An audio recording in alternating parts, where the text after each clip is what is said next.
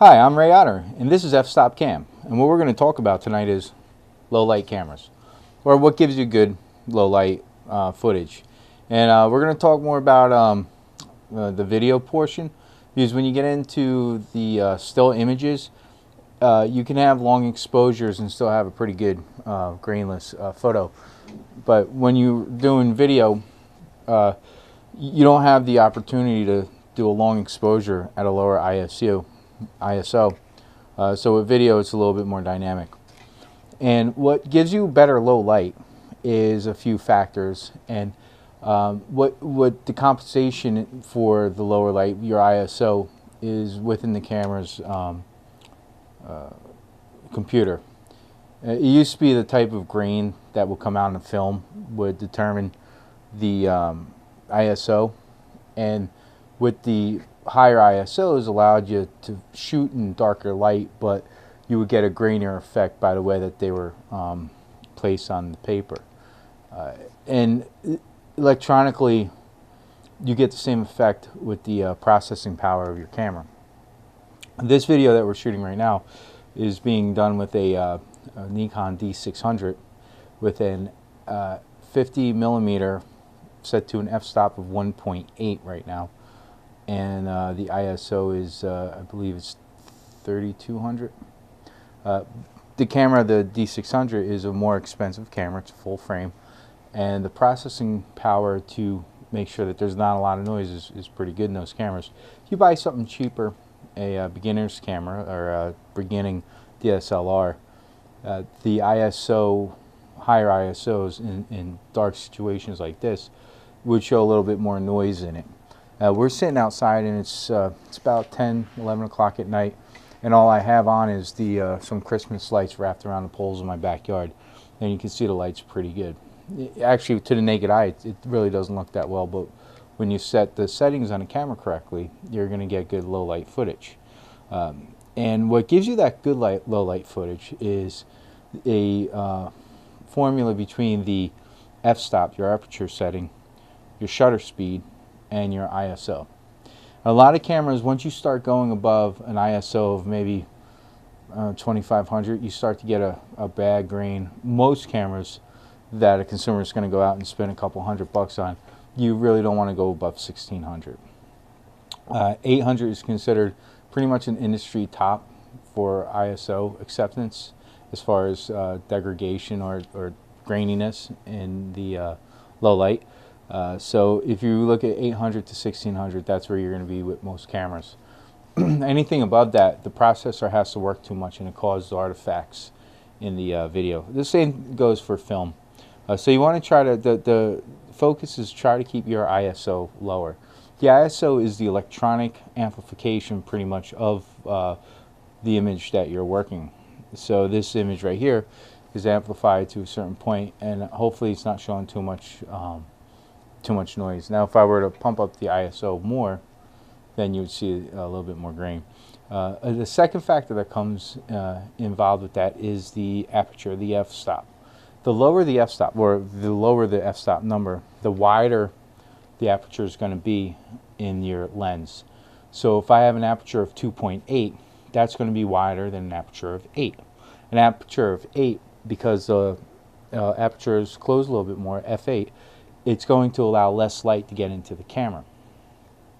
So the image will be darker. So when you do have a darker situation, as we do right now, you want to set your f-stop to a lower number, which means that it actually opens up the aperture a lot wider, allowing more light to come in. The only thing that you lose with that is you lose your focal depth with that.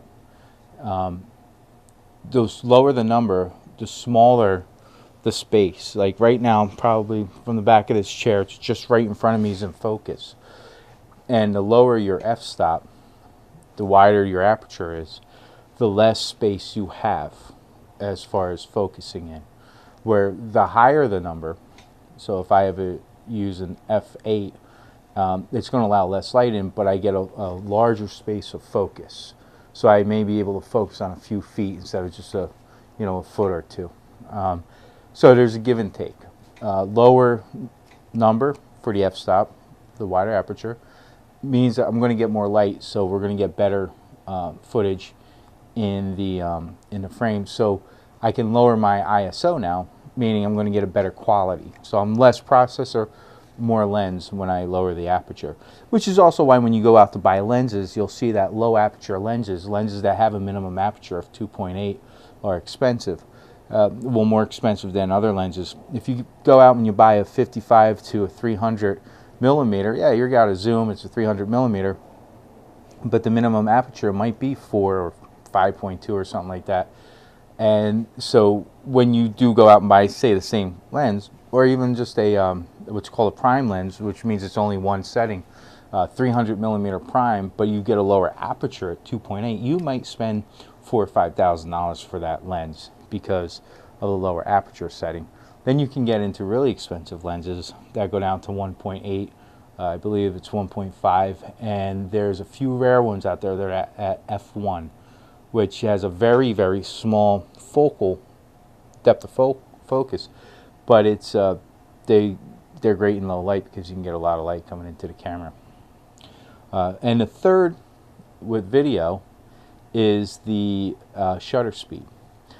A typical shutter speed setting for doing video where it doesn't look jumpy or jittery is between 30 and about 50.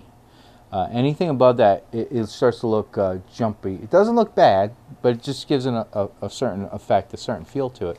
An example was Private Ryan, Saving Private Ryan, that movie when they landed on the beach in Normandy.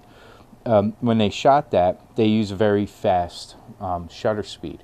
That fast shutter speed was very jumpy and jittery, but the idea was it was giving it that you felt like almost uncomfortable feeling that bad things were happening. Gave it that intensity that it had because of the fast shutter speed. If you notice on some British shows, if you watch them, there's a slower shutter speed because the actors almost seem like there's a trailing, almost like a smoothing effect as they move. That's because the shutter speeds are a lot slower when those TV shows are done. I find that shutter speed of 30 is about as slow as I get before I start noticing that kind of lag in motion. And it allows more light in the slower the shutter speed because for that particular frame of time, it's allowing more light in at that moment. Where if you have a faster shutter speed, less light gets in, and you get an effect that in low light you're not gonna get the optimum usage of the surrounding ambience from the light. Now, if you lower your shutter speed, it allows more light in per capture, which means that if you have a 30 frames per second as opposed to say 120 frames per second, the 30 frames per second is going to allow you to film in darker light with a more lit footage than say 120 frames per second. This the Panasonic FZ200, I've been playing around with this camera, and I'm really liking some of the features. I shouldn't call it features. I'd rather call it functions because I like to separate the two, functions and features. A feature I think is a gimmicky kind of thing. It's a little extra, like being able to do sepia footage in here. That's a feature. Where shutter speed, lowering it really low, that's a function. One is practical, one is just kind of like little extra stuff that you can play with. But the FZ200, not only does it have a focal range of a 600 millimeter ability to zoom in, but it also has an f2.8 aperture throughout that entire range. If you were to go buy a 600 millimeter 2.8 lens for a DSLR, it's going to cost you around $10,000 to $15,000. It's very expensive, so they're able to get it into these cameras, and it works pretty well. Yeah, an f2.8 all the way through to 600 millimeter. The other thing too that's really cool is the which I haven't seen yet on any cameras. This is the first one I've seen it where you can set the shutter below 30 frames per second. you can actually get this down to 8 frames per second.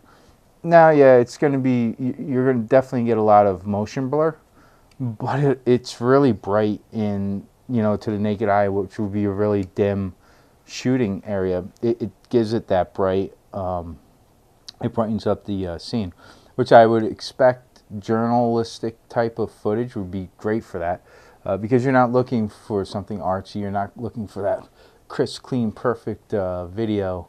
You're just looking to get whatever the action is on film, and allowing you, and if you do allowing it to get down there, you get the more light with the slower shutter speed.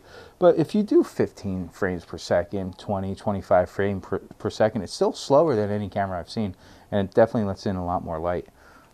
So I've been a big fan of the FZ200. This is not a DSLR. This is kind of in between your little compacts that you use, throw in your pocket, and a DSLR. Again, we're doing this footage with a D600 DSLR Nikon, but this particular one in my hand is not a DSLR. But I'm definitely growing very fond of this camera.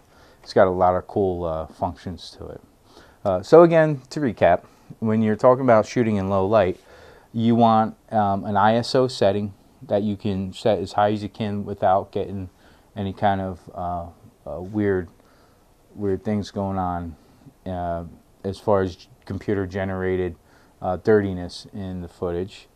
ISO is usually between 800 and 1600 on a decent DSLR is acceptable.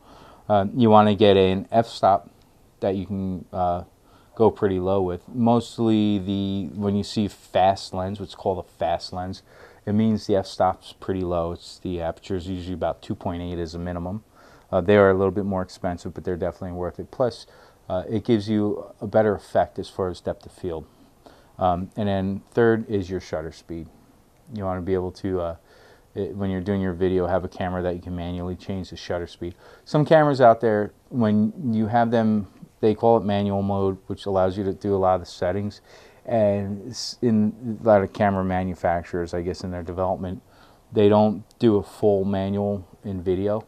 So there's still that darkening and lightening of footage you're doing that's out of your control. So if you can, I suggest trying to find a camera that you can have full manual control over. And it also allows you to be a little bit more flexible with your type of shooting you're going to do. Especially if you do want to do something artsy or you want to do something cinematic. It allows you to do the adjustments yourself. Anyway, so that's low light shooting, what to look for in a camera, what matters, what to keep your eye on, and what numbers to pay attention to. This is Ray Otter with F-Stop Cam.